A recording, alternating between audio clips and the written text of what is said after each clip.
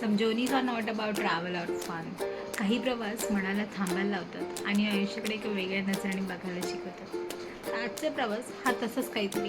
चला तर मग. आज आम्ही दशपिंड कार्यासाठी निघालो आहोत. आमच्यातले काका, त्यांचं नुकतंच निधन झालं आहे. काका आज आमच्यात नाहीत, पण त्यांच्या आठवणी कायम आमच्यासोबत राहतील. So today we are going to Sakudhara to witness the pind rituals. This is my first time visiting this place and everything feels very new. इथे पोहोचण्यासाठी आपल्याला चिखलातून चालवं लागतं. इट्स मडी अँड स्लिपरी, त्यामुळे खूप केअरफुल राहावं लागतं. आजूबाजूला ते मँग्रोव्हची झाडं तुम्हाला दिसत आहेत. इथेच आता मासे आपली अंडी घालायला येतात आणि ही झाडं निसर्ग आणि आपलं रक्षण करतात.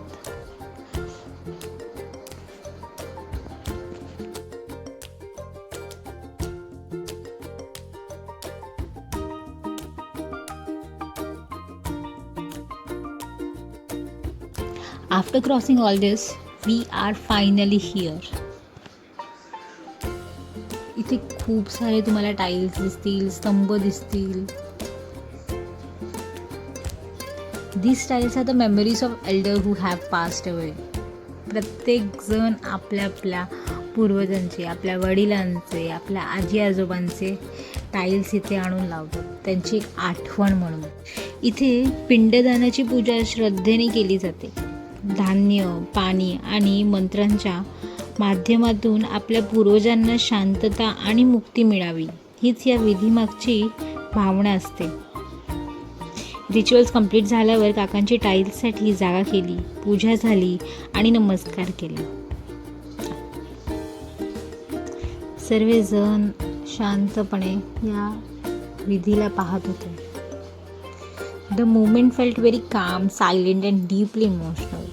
हा अनुभव खूप सॅड होता, but at the same time it made me think deeply about life, loss and letting go.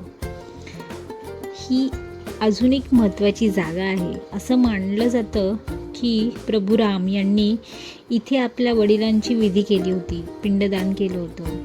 This place is in the middle of the ocean and visible only on Akshaya Tritiya, आणि ते पण खूप थोड्या कालावधीसाठी. ही जागा नाही आहे, ह्याच्याहून थोडी पुढे आहे. This is also where the Vadhavan Bandar project is planned and peoples are protesting to protect the nature and the marine life. आजचा ब्लॉग छोटा असला तरी भावना खूप खोल आहेत. Life moves on but the memories always stays. See you in the next blog.